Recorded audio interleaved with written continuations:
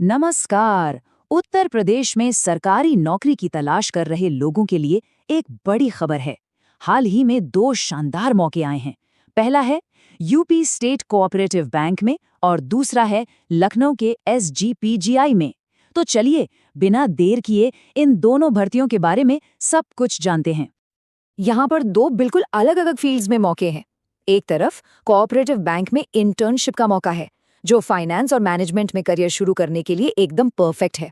और दूसरी तरफ एसजीपीजीआई लखनऊ में मेडिकल सेक्टर से जुड़े पद हैं, मतलब बिजनेस माइंड वालों के लिए भी और सेवा भाव रखने वालों के लिए भी, दोनों के लिए बेहतरीन अवसर हैं। चलिए सबसे पहले बात करते हैं बैंकिंग सेक्टर की।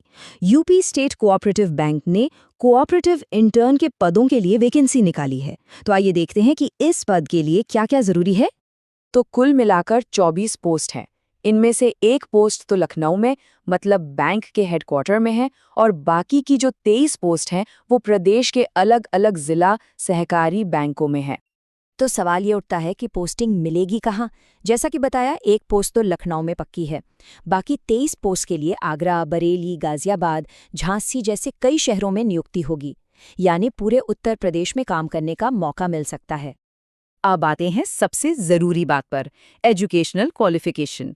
देखिए, यहाँ पर कुछ खास फील्ड्स में पीजीडीएम या एमबीए की डिग्री मांगी गई है, जैसे कि मार्केटिंग मैनेजमेंट, कॉर्पोरेटिव मैनेजमेंट या फिर रूरल डेवलपमेंट मैनेजमेंट। और एक बात का खास ध्यान रखना है, डिग्री किसी एआईसीटीई या यूजीसी से मान्यता प्राप्त संस्थान से ही होनी चाहिए। और हाँ, एक और चीज है जो बिल्कुल मैंडेटरी है, कंप्यूटर की अच्छी जानकारी।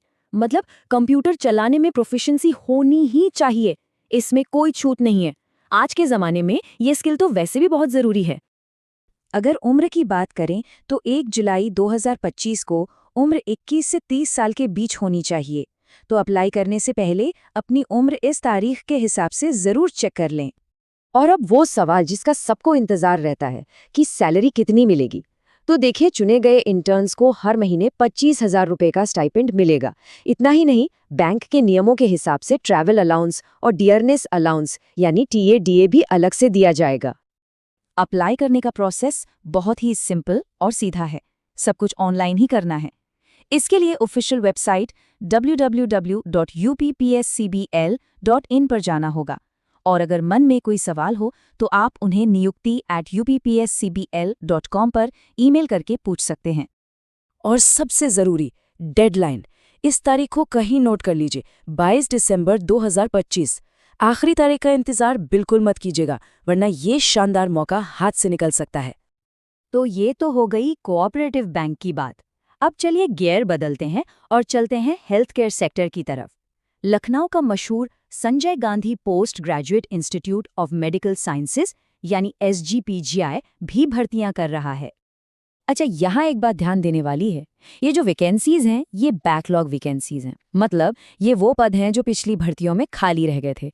नर्सिंग ऑफिसर के लिए कुल 72 पद हैं, जिसमें 56 एससी और 16 एसटी कैटेगरी के लिए हैं। और इसका पे लेवल भी काफ़ी अच्छा है, लेवल 7। स्टेनोग्राफर का भी एक पद है जो ओबीसी कैटेगरी के लिए है, और इसका पे लेवल 4 है। इसका जो सिलेक्शन प्रोसेस है वो काफ़ी इंटरेस्टिंग है, तो इसे ज़रा ध्यान से समझना होगा।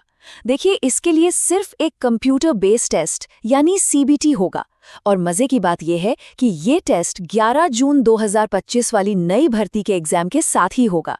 जब मेरिट लिस्ट बनेगी तो सबसे पहले इन बैकलॉग पदों को भरा जाएगा। उसके बाद जो लोग मेरिट लिस्ट में बचेंगे उन्हें नई वैकेंसी के लिए कंसिडर किया जाएगा। ये एक बहुत ही स्मार्ट तरीका है सारी पोस्ट्स को भरने का। कुछ और जरूरी बातें भी जान लीजिए। पदों की संख्या घट या बढ़ सकती है। उत्तर प्रदेश सरकार की जो आरक्षण नीति है वो इस पर लागू होंगी।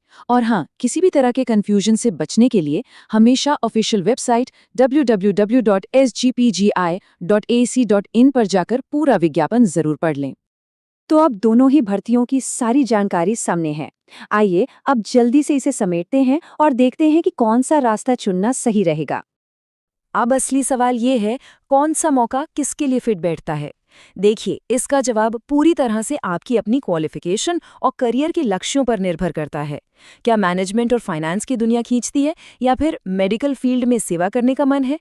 इस पर थोड़ा सोचना तो बनता है। तो अब करना क्या है? अगर इन दोनों में से किसी भी पद के लिए एलिजिबिलिटी बनती है तो फिर इंतजार किस बात का? फौरन एप्लीकेशन प्रोसेस शुरू कर दीजिए ताकि लास्ट मिनट की हड़बड़ी से बच सकें। ये मौके बार बार नहीं आते। उम्मीद है कि ये जानकारी आपके काम आई होगी। अगर हाँ, तो इसे लाइक करें, दोस्तों के साथ शेयर करें और सरकारी नौकरियों से जुड़ी हर नई अपडेट के लिए चैनल को सब्सक्राइब करना बिल्कुल न भूलें। धन्यवाद।